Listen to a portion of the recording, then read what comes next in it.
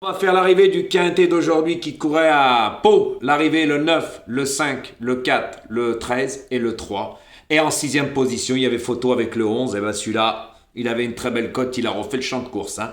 Il n'y en a pas beaucoup qui le jouaient. Mais moi, dans ma sélection, je partais du 9. Il a gagné à très belle cote. Puis juste pour info, quand il y en a qui l'ouvraient, certains pronostiqueurs, un jockey ne se déplace jamais sur un hippodrome faire des kilomètres. Pour une seule course dans la journée, Gamin Meunier avait une course, il est venu juste pour le quintet. Puis juste une info, lors de la dernière course, il a terminé quatrième difficilement parce que le terrain était plus souple. Il préfère le terrain bon souple. Le terrain n'était pas lourd aujourd'hui. Il a gagné très facilement.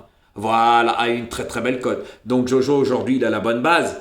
Eh oui, il vous donnait 9-3, 8 et 5, base du 9, couplet gagnant placé, 2 sur 4, il y avait même le 13, il y avait de quoi vous amuser. C'est dommage, ce 4, comme diraient les autres, ils ont toujours des excuses. Donc on va faire pareil, parce que l'arrivée c'est 9, 5, 4, 13, 3 et 11. Eh oui, c'est pas comme l'autre comique, de la ligne GAP, qui part toujours d'un favori. Sa base n'est pas bonne aujourd'hui, le 3. Dans le trognon. Et puis il est où ton as qui était joué, messieurs, dames? Attention, à 10 euros. Là, c'était joué. Eh oui, il est où ton as? Il est nulle part. Voilà, donc faut arrêter de parler et de chanter, parce que j'ai fait une vidéo explicative par rapport aux mises et aux gains. Jojo aujourd'hui, il y a du gain, et pour pas beaucoup de mises, avec le bon cheval qui gagne, le 9 à très très belle cote. Il n'était pas à 3 contre 1, 4 contre 1, non, presque à 9 contre 1, entre 9 et 10 contre 1. Très belle cote, c'était pas lui le grand favori, c'était le 3, termine 5e et encore heureusement, parce que le 11, il a failli le décoiffer.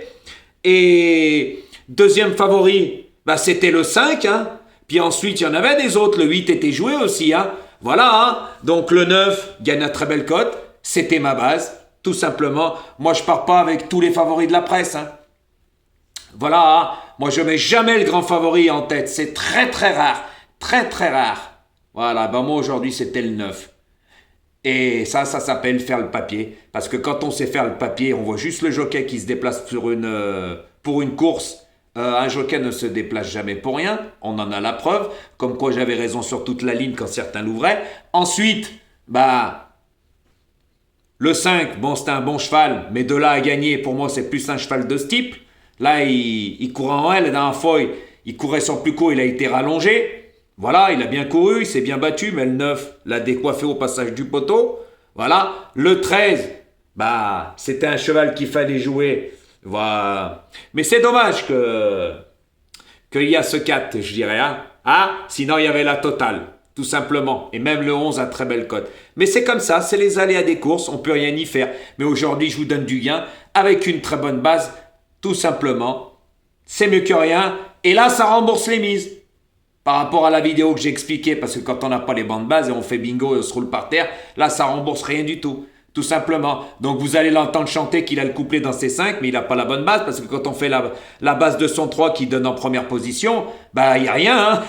Donc quand on fait le pourcentage des deux, c'est dans le trognon. Allez, et puis ton as, il court encore. Si je ne l'ai pas joué à 10 contre 1, c'est pas pour rien. Moi, je fais le papier. Mais toi, tu comptes à la chance, mais moi, c'est la connaissance. Et aujourd'hui, mon 9, il gagne une très belle cote. À bon entendeur.